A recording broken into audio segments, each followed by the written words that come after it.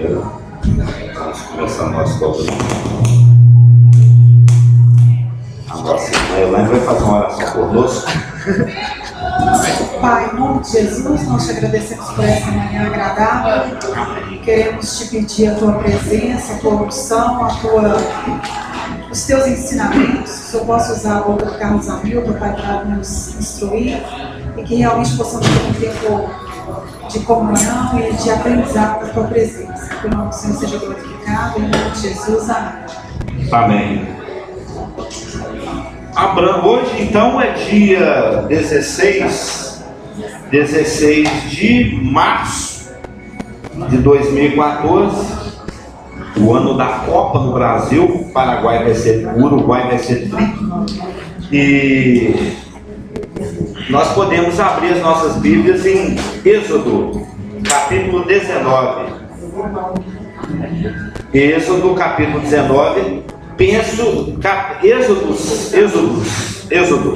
capítulos 19 e 20, penso que sejam capítulos muito conhecidos dos irmãos, porque no capítulo 19, Deus propõe uma brit, um pacto. Deus pede a mão de Israel em casamento, e a noiva Israel diz sim. Sabia, não? Aqui é o contrato. Qual que é a palavra que você falou que existe? Berit é aliança. Isso é no latim? Não, isso é hebraico. Berit. Eles nem colocam a letra E, não. Eles põem B apóstolo. CH no final. TH no final. Berit. Eles costumam não colocar o E. Eles põem B apóstolo RITH. É a palavra para aliança, pacto. Esses pactos aí que já falam, o mosaico, o abraâmico, o davídico, o novo pacto, eu penso que sejam capítulos conhecidos porque é a base do nosso estudo aqui, que é lei versus graça. Já viu aqueles lutadores, um fica em frente, o outro assim? Os do MMA vão brigar. Você já viu a graça de um lado e a lei do outro? Um dando aquela olhada assim, um encostando aquele narigão que eles costumam ter, que dá muita bolacha no outro. Nariz costuma até tirar a cartilagem, você sabe, no lutador de boxe. Tira o osso do nariz, porque quebra. No capítulo 19, Deus pede a mão de Israel em casamento e Israel diz sim. E no capítulo 20 nós temos os termos da Berit. Os termos do pacto, os termos da aliança. Vamos ali, Êxodo 19, verso 5. No capítulo 19, esse evento aqui aconteceu 3 meses depois que Israel havia sido tirado do Egito. Israel saiu do Egito lá em meados de março. Estamos chegando aí a Páscoa. Aliás, hoje é dia de Purim. Hoje é dia de Purim. Não é verdade, ô Rafa? O Rafa está bem inteirado do assunto Purim. Hoje é o dia em que Satanás quase ganhou o jogo. É banquete. Satanás hoje está comemorando o dia em que Satanás perdeu o jogo, mas assim, e perdeu de virada aos 50 minutos, 50 do segundo tempo. Deus marcou o gol, porque ele quase conseguiu extinguir o povo judeu do planeta. Quase, faltou assim um beijo de pulga, como diz o nosso amado presidente. Os irmãos sabem a história, está lá no livro de Esther. E aqui a Páscoa havia sido celebrada já 3 meses atrás. Eles estão ao pé do Monte Sinai. E Deus usa Moisés como porta-voz para pedir em casamento. Moisés, só favor, vai lá, pede Israel em casamento para mim fazer um favor. Aí Moisés chega com a seguinte mensagem, verso 5. Agora, pois, se diligentemente ouvirdes a minha voz e guardardes a minha brit, a minha aliança, então sereis a minha propriedade peculiar dentre todos os povos, porque toda a terra é minha, e vós me sereis reino de sacerdotes e nação santa. E são essas as palavras que falarás aos filhos de Israel. E veio Moisés, chamou os anciãos do povo, bom dia, e expôs diante deles todas essas palavras que o Senhor lhe tinha ordenado. Eu estou querendo que vocês seja a minha propriedade particular, a minha nação de sacerdotes, a minha nação santa. Vocês querem? Aí o povo respondeu: topamos, bom dia. Sim, tudo que o Senhor disser faremos. Aí Moisés sobe ao monte Sinai e traz as tábuas da lei, contendo o que está em Êxodo 20, versículos 2 até versículo 17. Essa é a parte que eu peço você para prestar atenção, que é a parte mais jurídica da coisa. Em Êxodo 20, versos 2 a 17, nós temos os famosos 10 mandamentos. Os 10 mandamentos. A lei com L maiúsculo. Né? A lei mor. Né? O germe das 613 mitzvot.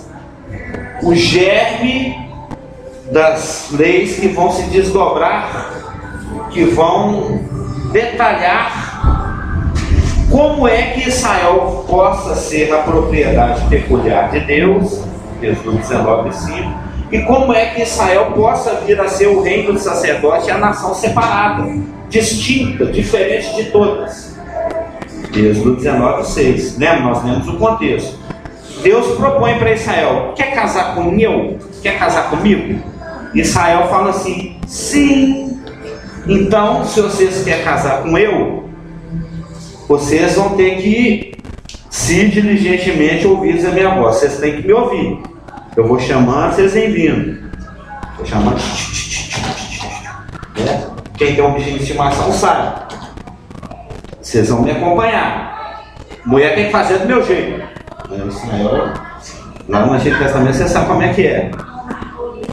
Aí Deus, a priori, a princípio, ele propõe esses 10 mandamentos. Nós aqui entendendo os ramos jurídicos, né, os Vadmekum de Bar do Brás, já viu? É um livro assim de milhares de páginas, não é?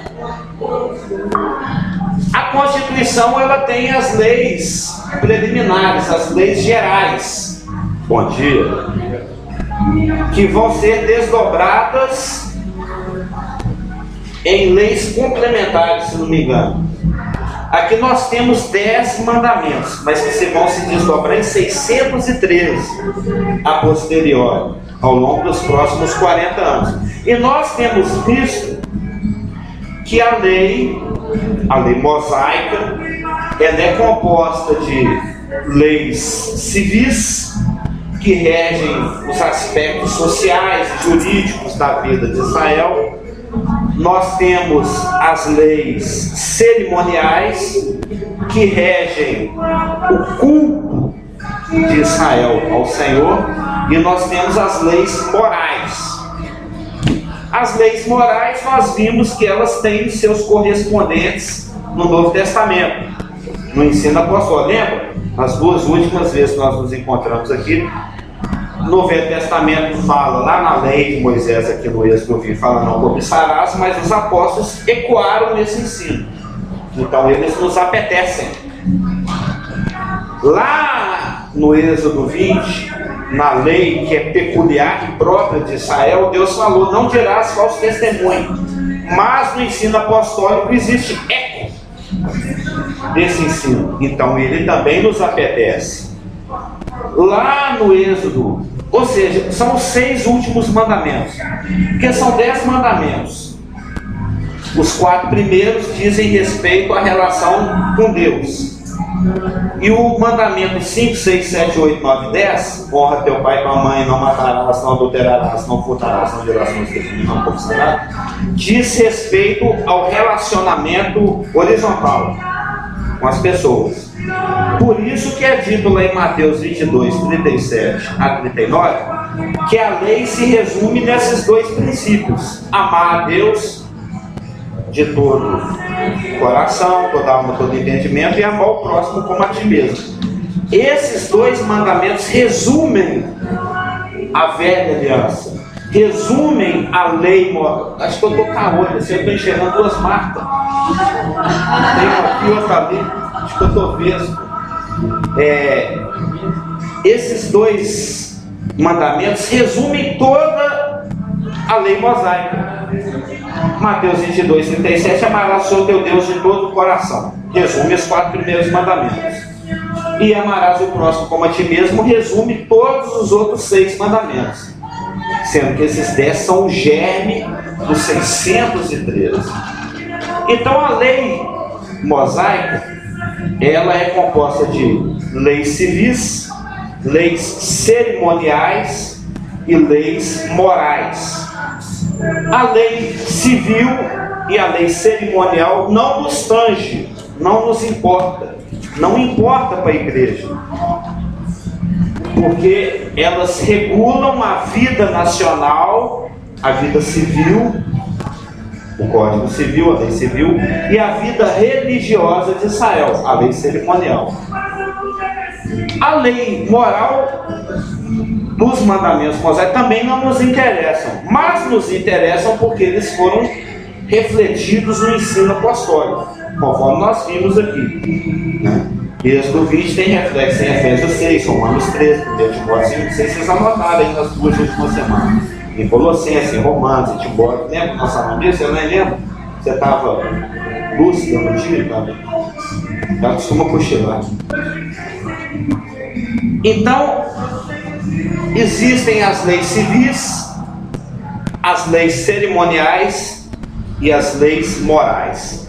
As leis morais estão resumidas no mandamento 5, 6, 7, 8, 9 e 10. Honra teu pai, não matarás, não furtarás, não dirás ao testemunho, não cobiçarás. Que vai ser desdobrado depois em mandamentos menores. Os primeiros 3 mandamentos: não terás outros deuses diante de mim, não farás para ti mais escultura e não tomarás o nome do Senhor teu Deus em vão, eles são o germe da lei civil, que também vai ser desdobrada em mandamentos menores lá por Moisés ao longo da Torá, os 5 primeiros livros do Velho Testamento, de Êxodo até Deuteronômio. Por que os 3 primeiros mandamentos, não terás outros deuses diante de mim, não farás para ti mais escultura e não tomarás o nome do Senhor teu Deus em vão, resumem o Código Civil, sendo que o Código Civil regula a vida civil de Israel, porque Israel é uma teocracia. Israel não é governada por primeiro-ministro, não é governada por rei, não é governada por presidente. A proposta de Deus para Israel é que eu é que vou te governar. Voltando aqui ao nosso contexto, Êxodo 19, 5 e 6. Israel é propriedade particular de Deus. Os 3 primeiros mandamentos resumem a lei civil. O mandamento 4, que é o do sábado, regula a lei cerimonial. Nós vamos ver, que é o nosso assunto de hoje. E os mandamentos 5, 6, 7, 8, 9 e 10 regulam o código moral. Lembra que o alicerce dessa aliança, o alicerce desse pacto que está sendo proposto por Moisés para a nação, é a exclusividade na adoração. Você é meu e eu sou seu. Porque quando a gente vai se não me engano é Deuteronômio 7, meus irmãos podem ir lá no Deuteronômio 7. É bom que é um exercício de concentração, né? A gente fica mais treinado ainda, aí nós vamos nos tornar soldados mais afiados ainda, que a gente quer aprender de Deus apesar de tudo, né? Apesar do boemia, tá rolando. Olha lá em Deuteronômio 7. Os irmãos lembram que lá em Efésios 2, 15 e 16, beleza, Ju? Tá melhor? Você está mais lívido hoje, mais bonito. Ele já está jogando bola? Boliche deve ser, né? Lá com o Isaac.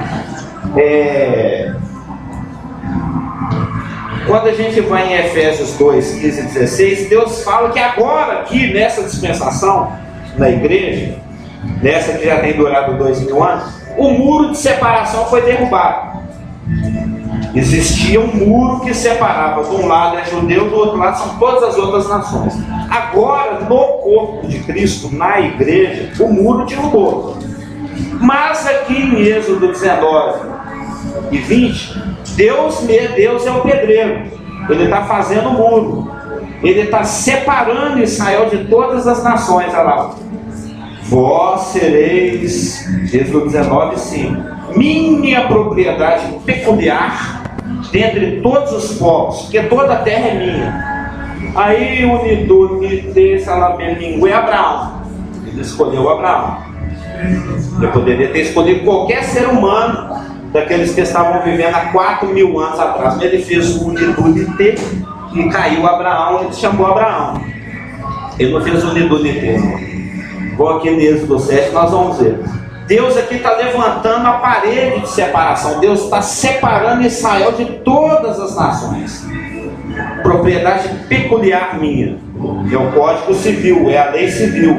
Exclusividade na adoração. Vocês não vão ter nenhum outro Deus.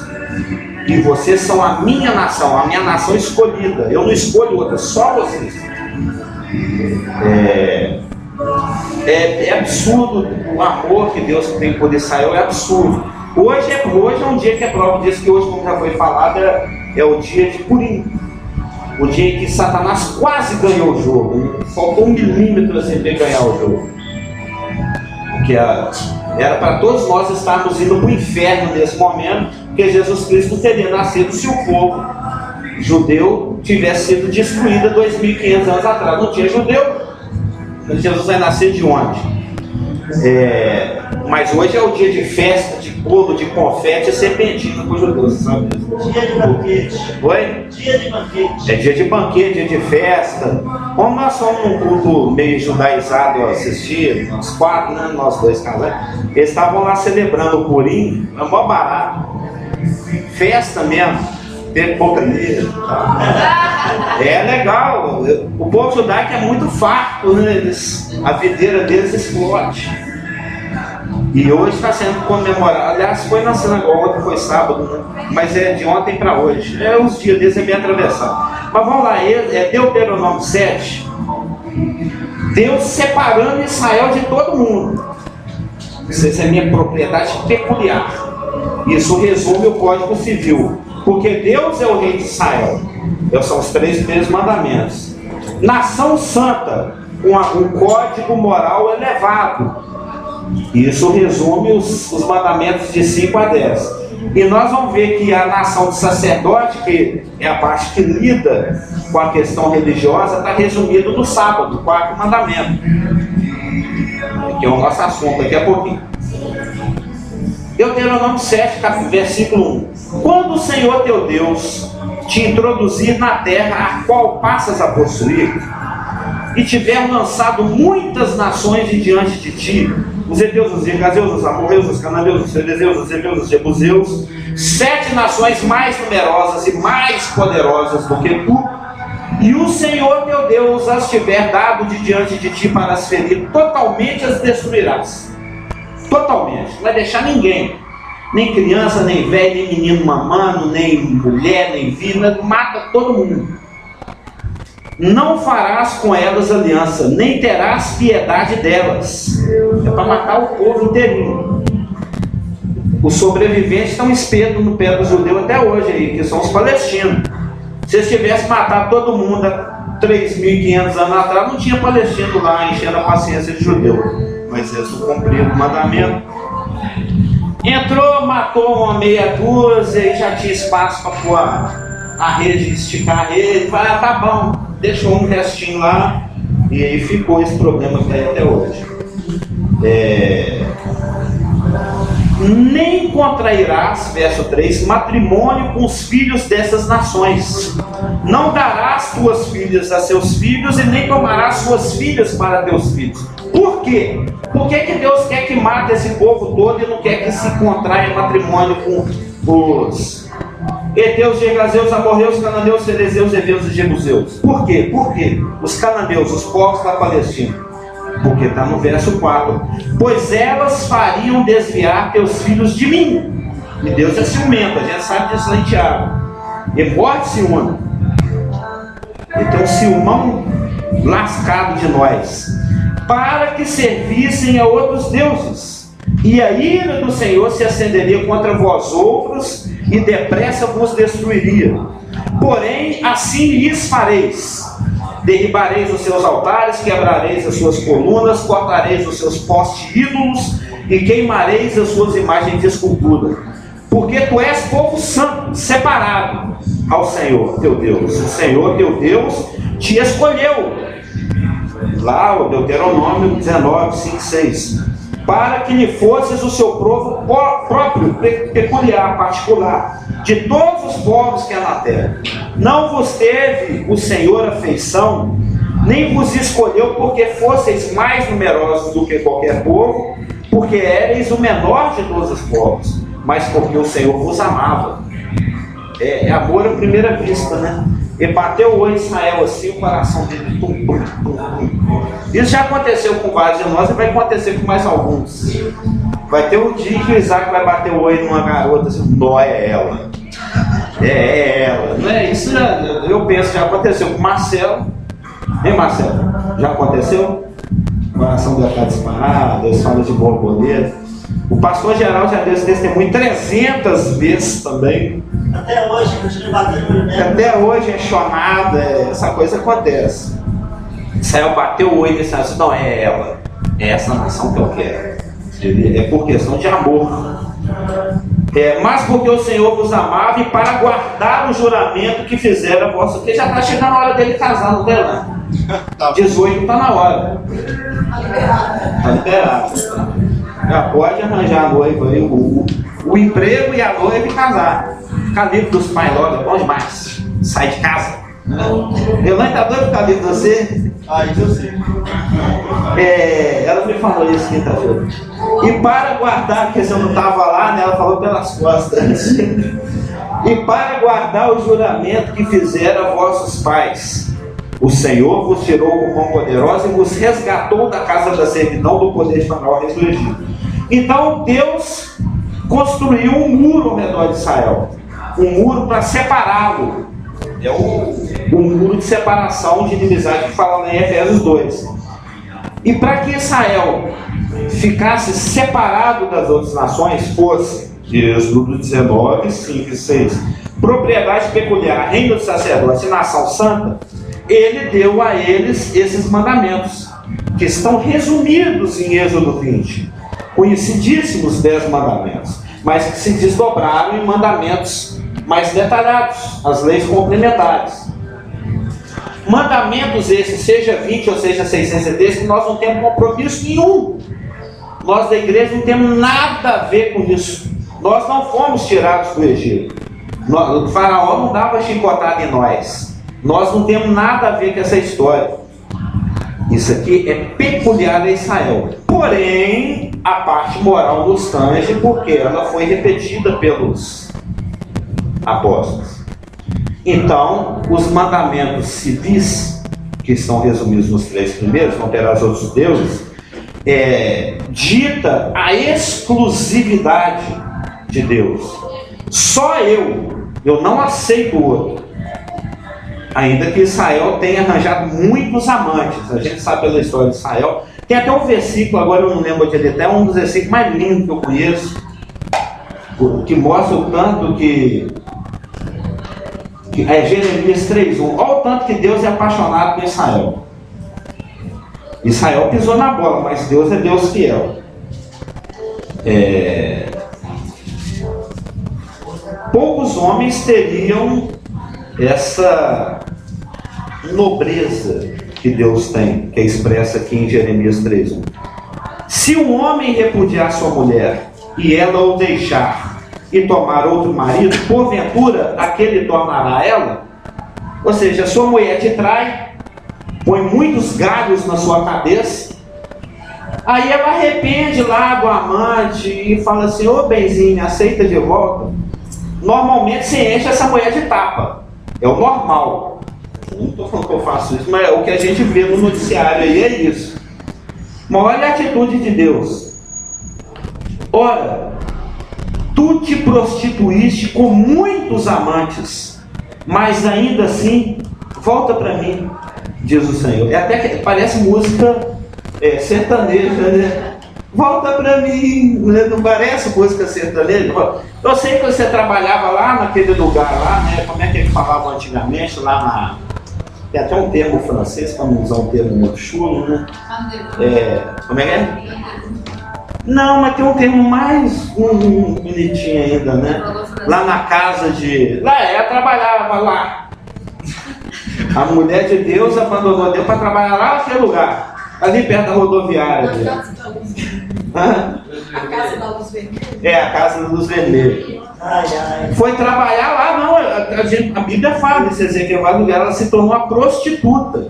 Leia Ezequiel 16, vocês vão ver o tanto que é pesado o texto. E ela ainda fazia seleção de amante. Mas mesmo assim, Deus falou: eu sei que você é uma prostituta, que você já teve um monte de amante, mas eu amo você assim mesmo, volta para mim, eu estou aqui te esperando. E está esperando até hoje e vai voltar, na marra, mas vai.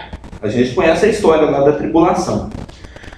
Por quê? Porque Deus exige exclusividade. Exige exclusividade na adoração e no relacionamento.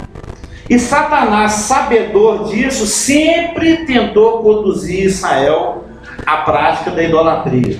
Sempre manipulou os reis de Israel para que eles entrassem nessa de idolatria. Filho de Manassés, vários, Jeroboão, 90%, 80% dos reis de Israel pisaram na bola.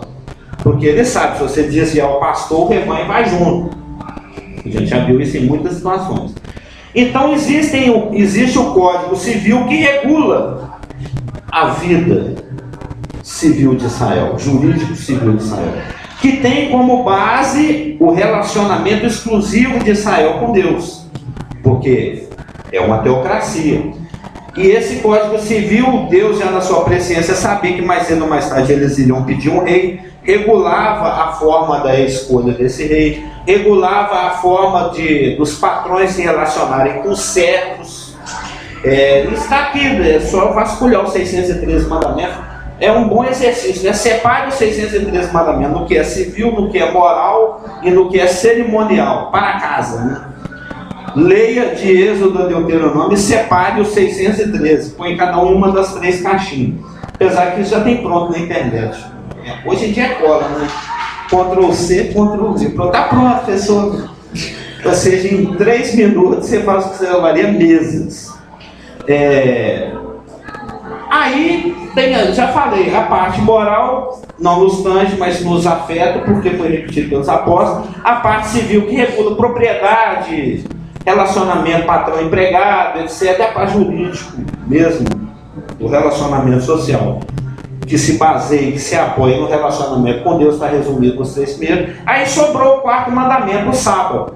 O sábado é o germe, o mandamento do sábado, que é um mandamento que tem 2 coisas que Deus escolheu para serem evidências visíveis dessa peculiaridade da nação, dessa relação de exclusividade.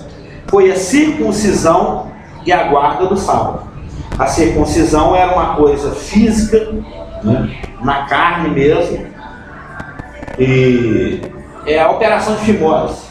Quem não sabe o que é a circuncisão, que é praticada por todo judeu ao 8º dia. Todo judeu circuncida os seus filhos ao 8º dia. Isso até hoje é mandamento perpétuo e a guarda do sábado.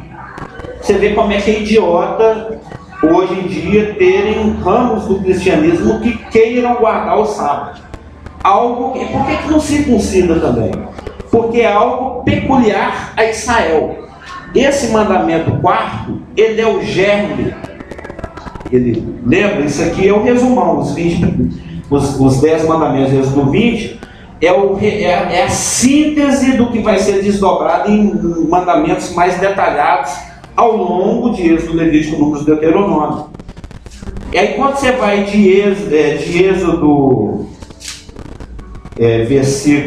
capítulo 25 em diante, vai até o final de Êxodo, até o 40, se não me engano, é quando Deus faz o detalhamento do projeto arquitetônico, do centro de culto, o tabernáculo, que a posteriori viria a ser o templo, no caso de Salomão. As medidas da arca, as medidas do propiciatório, o tamanho da cortina, quantas argolas vão pendurar a cortina, a altura da mureta que cerca o tabernáculo, com que material se faz o peitoral da roupa do sacerdote, linho, blá blá blá, vai ter amêndoa na beiradinha, é muito detalhado. Os irmãos já devem ter lido esse texto, tá, de Êxodo 25 até 40, que depois é repetido lá em Êxodo, em Deuteronômio. E não somente isso, fala também das festas. Eles teriam festas, que também já está em germe aqui no mandamento 4 do sábado, que depois tem um desdobramento mais primitivo aqui em Êxodo 23, depois vai ter um desdobramento muito mais detalhado lá em Deuteronômio. Quando você vai em Êxodo 23, você vê que Deus já fala de a guarda do sábado, no verso 12, e 3 festas principais, nos versículos 14 e 19, que é os asmos e a Páscoa. Lá depois ele vai desdobrar isso mais ainda, porque Deus é progressivo, sempre progressivo, ele não joga tudo de uma vez. A coisa vai se desdobrar em a guarda do sábado e 7 festas. As 4 festas de primavera e as 3 de outono. Sim. Até que tem alguém que faz uma pergunta para tomar uma água. Não, é porque eu estava lembrando da questão do sábado, porque não é uma questão que vem desde a criação, que Deus descansou. Quando ele deu a lei, ele falou sobre esse descanso dele. Aqui ele está determinando como uma obrigação para a nação de Israel. Inclusive, se um judeu não praticasse, ele era apedrejado. Tem o caso do Acã. O Acã é um rapaz que estava colhendo lenha, de bobeira, assim, esqueceu, foi colher lenha, Moisés pegou, apedrejou o cara. Acã foi o que... da capa babilônica. Mas eu estava lembrando de um estudo que a gente fez há muito tempo atrás, que quando na igreja, que fala sobre o estabelecimento, em vez de ser o último dia da semana, ser o primeiro, porque a gente já começa a semana no descanso. Exatamente. Você lembra desse? Existe todo um estudo sobre isso, baseado em Hebreus e coisa e tal, que é um assunto longo. Tem uma postura que fala sobre 33 razões pelas quais eu não guardo o sábado. Só precisa de uma, porque o sábado é para Israel. Mas todas as 33 estão relacionadas diretamente com Israel. Tipo assim, pode ter 33 razões porque o Carlos não usa absorvente, mas uma já é suficiente. Eu não sou mulher. Tô com a onda na cabeça? Entendeu? Essa é uma analogia um pouco, né, grosseira. Pode existir 333 razões porque o Carlos não usa absorvente íntimo. Mas uma é suficiente. Eu não sou mulher. Mas... Entendeu? Pode ter 1 bilhão de razões porque a igreja não guarda o sábado, mas não suficiente, porque isso é peculiar de Israel. Tem o que é peculiar da mulher, o que é peculiar do homem, o que é peculiar da igreja, o que é peculiar... Eu também conheço. Inclusive apresentadores de TV, né? Que já tem um problema de sudorese acentuada, tem uma periferia abdominal muito avantajada, um tecido adiposo muito, né? E ainda com a luz lá, os refletores, tem apresentador, vou tentar quem é, né? Põe na tela, mas usa absorvente para dobrar. Para enxugar o suor, né? Senão não dá uma bolota, né? Dá um octógono. Mas o sábado é uma festa. O sábado está incluído dentro do rótulo festas judaicas. Tanto é que todas as passagens, você vai em Êxodo e Deuteronômio, em todo lugar em que você fala das festas judaicas, a primeira a ser citada é o sábado. Depois vem as 4 festas da primavera, que é os asmos, a da colheita, a Páscoa e o Pentecostes. E falta... não vou falar disso, é no próximo assunto. Não percam na casa do pastor Geraldo o estudo sobre o milênio. No assunto alegria, nós vamos falar que existem 3 festas que ainda são futuras. Eu não vou falar quais são não, mas é a do chofar, a expiação e a do tabernáculo. A alegria é um dos pontos que eu acho que nós vamos estar estudando mais, inclusive com os casais. Nós vamos já começar ontem, falando sobre a alegria no relacionamento, né, que começa lá no namoro, que consuma no casamento. Sem alegria, sem amizade, sem amizade, né? Sem amizade e alegria no relacionamento, você vira um negócio. Bom, não, mas eu não entendi, quer dizer que dura só até a hora do sim? Não. Dali pra frente é tristeza? No casamento assim até o final. Tá, até o caixão. Você entendeu, né? Até que a morte o separa. Voltemos ao sábado. Essa foi uma das coisas que os fariseus acusaram Jesus Cristo de não cumprir, porque Jesus curou um homem que tinha a mão ressecada no sábado. Dentre outras coisas. Dentro da sinagoga. Aí Jesus chamou eles de hipócritas. Porque é interessante que os fariseus, eles ficam procurando um cisco no olho de uma pessoa, e quando eles têm uma trava, ele engola o camelo, né? Então, Jesus disse... Atravessada de ponta. Jesus disse, olha, se seu boi se perde e cai numa vala à noite, no sábado você corre e vai tirar lá, né, um boi. E eu não posso curar um filho de Abraão, o boi é caro. Olha o preço da roupa do boi. O boi são as 12 a roupa. Então, é interessante que o sábado, né, Jesus, ele falou, eu sou... Contra filé está 23 conto o filho. Jesus diz, eu sou o Senhor, o Filho do Homem é Senhor do sábado. Sim. Ali está o próprio Deus. O sábado foi feito para quê? Aí tem a questão, os fariseus, eles ficavam procurando um jeito de acusar Jesus e não acharam nada para o acusá-lo.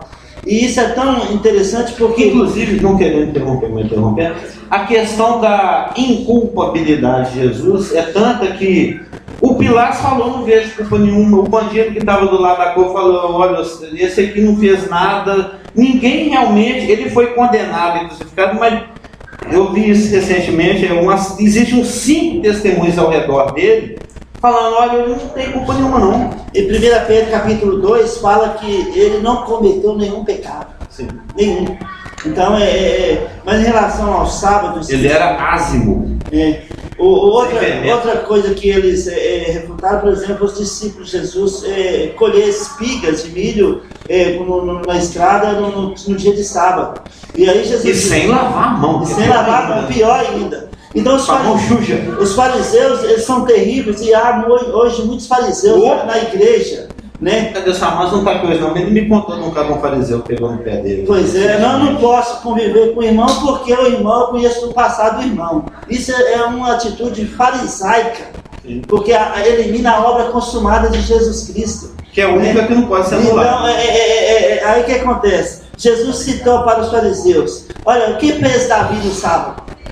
Ele foi lá de comer os pães da propiciação, ele nem podia comer. Só levita, entendeu? Ainda não só comeu, como deu aos seus homens para comer. Então, todo mundo com a mão suja. Tentava de todo jeito os fariseus pegar Jesus Cristo, a questão do sábado, e Jesus tinha uma resposta concreta, fundamentada, e que não dava espaço para que os fariseus refutassem os comentários de Jesus Cristo. Sim, é a questão da religiosidade. Como citou o Cliff, nós temos uma tendência para a religiosidade natural. E ao invés de entender o propósito da proposta do sábado, eles ficaram, o judeu é até hoje, preocupado com a tecnicalidade do cumprimento do sábado, o horário, a lua, o jeito certinho, que foi o que fez que essas autoridades acusassem Jesus na época que ele esteve aqui, na sua primeira vinda. Porque eles não entenderam o espírito do sábado, o propósito do sábado. O sábado, eu já até conversei, para você repetir, que a gente já conversou sobre isso, a proposta do sábado é favorecer o homem. A proposta do sábado é, se não tivesse esse aditivo na lei aqui do sábado, o judeu ia pôr o escravo dele para trabalhar assim, 360, igual tem aí nessas fábricas de trabalho escravo lá na Ásia, né?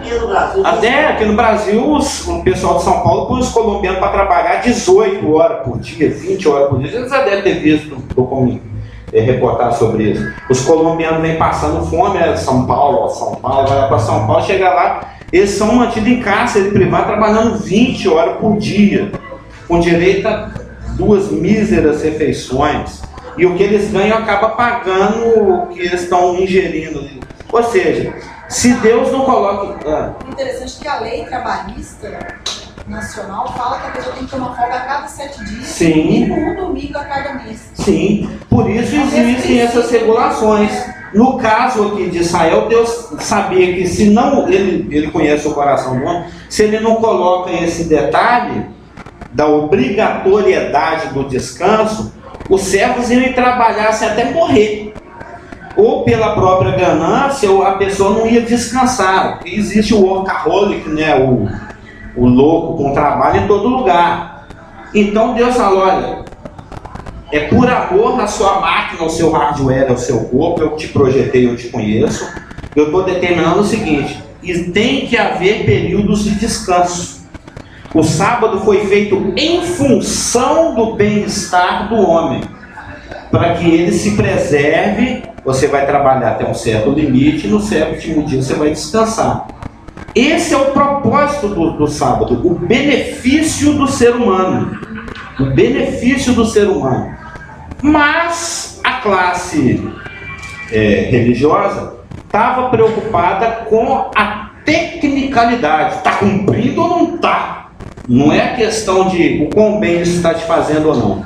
Aí Jesus, ele fazia algo que vinha em prol do bem-estar de um ser humano, o que está dentro do espírito do sábado. O espírito do sábado é o seu bem-estar. Se ele cura uma pessoa no sábado, ele está fazendo algo que é consoante, que é pertinente ao propósito do sábado. Então é idiota da parte do religioso acusar Jesus de quebra do sábado por ele estar fazendo aquilo que é a proposta do sábado. O bem-estar da pessoa. Curar a pessoa. Por isso que ele cita esse lance aí de... Mas se você está preocupado com o bem-estar da sua vaca, eu não posso estar preocupado com o bem-estar do ser humano? Você quebra o sábado, né, tecnicamente falando, ao ir resgatar sua vaca no buraco. E por que eu quebro o sábado ao trazer o bem-estar físico para uma pessoa? Num dia que é um dia para o bem-estar físico da pessoa. Então ele está dentro do espírito do sábado, mas fora da tecnicalidade religiosa do sábado judaico. Por isso que ele não cometia pecado nesse aspecto, ele não quebrava a lei de Moisés. Eles é que não tinham entendido o espírito da coisa, como se diz, entendeu? A questão do sábado é isso. Mas de qualquer maneira, o sábado é a ponta de lança das festas. O sábado é que puxa todas as outras 7 festas. 4 da primavera e 3 do outono. Nós não vamos entrar em detalhes delas, mas vamos entrar em detalhes lá no estudo da alegria, que a alegria do Senhor é a nossa força, Inclusive a gente precisa dessa musiquinha. Olha quem está ensinando música. A música é para o outro, né? Não para essa quinta, para outra quinta. Porque essa quinta nós vamos terminar sobre a paz, shalom. E na outra vai ser o estudo da alegria. São as características do reino desse ano. Porque o reino de Deus é justiça, alegria e paz. Deixa eu falar uma coisa. Pode falar. Engraçado. 8 coisas. Não, é só que eu lembrei de uma coisa engraçada, que eu tinha uma colega uma de piada? trabalho. Eu tinha uma colega de trabalho que ela era de uma outra igreja e ela fez questão de deixar bem claro na empresa que ela precisava do sábado, que ela não podia trabalhar no sábado por causa da religião. E já até sabe que igreja ela é. A empresa, até na lei fala que a empresa pode ter esse tipo de remanejamento por causa da Constituição. Inclusive, também as testemunhas de Jeová são isentas de votar. Então. Aí, mas o engraçado da história é o seguinte, que essa pessoa negociou com a empresa para não trabalhar nenhum sábado, mas aí não queria negociar os domingos. Mas o domingo é dia de folga, mas você não está vinculado com a religião ao ponto de não querer vincular o sistema civil nacional, mas por que no domingo você não quer abrir mão também? Aí foi muito engraçado, porque gerou uma discussão. Traduzindo, ela é uma folgada. Que eu trabalho de segunda a sexta. Olha, eu não posso trabalhar sextas, aos sábados e aos domingos. Porque eu sou muçulmano, judeu e cristão. Na sexta é o dia principal do muçulmano, no sábado do judeu. E eu, como eu sou um judeu, filho de muçulmano e de uma cristã, não posso trabalhar nem sexta, nem sábado, nem domingo. Minhas religiões não permitem, como diz o outro. Essa questão do seu cabelo está muito esteticamente bonito, já te falei. Não, obrigado pela parte me tange. Você está pedindo mais. Ele está pedindo mais. A questão também do sábado é muito interessante no que se refere à exclusividade. Se não me engano, é segunda-feira, não é? Não é segunda-feira? Você vai fazer a minha parte? É segunda-feira. Amanhã, né? Amanhã. Os irmãos vão mandar e-mails. Aliás, o seu não chegou, não. Mas você falou que mandou. Aliás, eu te mando pelo Google, sei lá o quê. Tá. Mas deixa eu mais a questão do sábado, ela ainda é maior, isso já é de conhecimento nosso, evidente, que é também um dia especialíssimo com relação à comunhão do homem com Deus. Do homem israelita. Do homem israelita. Porque é exatamente no sábado onde o judeu vai para a sinagoga e passa a maior parte do seu dia aprendendo. Os meninos com tenra idade já vão para a sinagoga e para lá Tororô, sentados aos pés de não Gamaliel, mas dos mestres, né? Então o sábado o sábado é muito importante também nesse sentido. Você vai trabalhar de segunda a sexta, você tem uma comunhão, você anda, caminha e consulta a Deus em todo momento, mas o sábado é um dia mais especial ainda. Sim. Que exatamente foi o dia que Jesus Cristo, se não estiver enganado, foi o dia que ele mais curou, foi no sábado. Ou pelo menos, porque era sábado, ficava em polvo, né? Que era sábado, e tal. Mas ele provocava mesmo. Ele gostava de suscitar, né, para que as pessoas pensassem. Então existe toda uma lei cerimonial, que é resumida no quarto mandamento, o mandamento do sábado, porque, como bem você disse, é um dia de culto. E as cerimônias, elas, sejam festas, sejam os holocaustos, sejam as ofertas de sangue, tudo isso compõe o mosaico do cerimonial religioso de culto judaico ao único Deus verdadeiro. E como você bem disse, que era praticado especialmente no sábado. Deus determinou um dia para descansar e nesse dia se adora a Deus. Então, existiam festas, existia um sistema de sacrifícios que lidava com o pecado de Israel. Existiam vários detalhes. Para quem conhece um pouco o judaísmo, conhece um pouco de Bíblia, sabe do que eu estou falando. Existia todo um culto que foi prescrito por Deus através de Moisés para que a nação prestasse.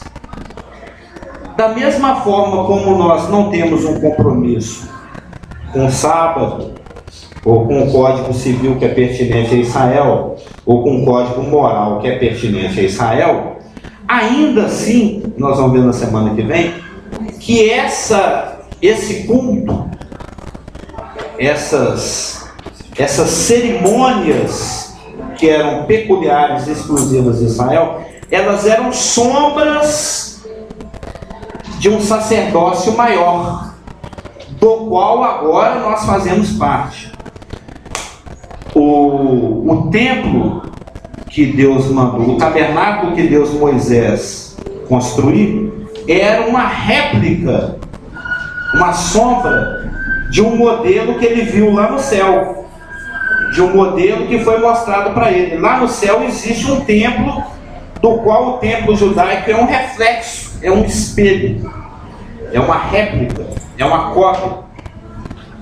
E esse templo judaico aqui na terra, com seus sacrifícios, com as suas festas, com as suas cerimônias, são sombra de um outro templo do qual nós fazemos parte, faz sombra de cerimônias que agora nós da igreja praticamos e que eram liderados por um sacerdote que é sombra de um sacerdote e de um sacerdócio maior, no qual agora nós estamos incluídos, que é conhecido pelo sacerdócio da ordem de Melquisedeque, do qual Jesus Cristo é o sumo sacerdote e nós somos o sacerdote.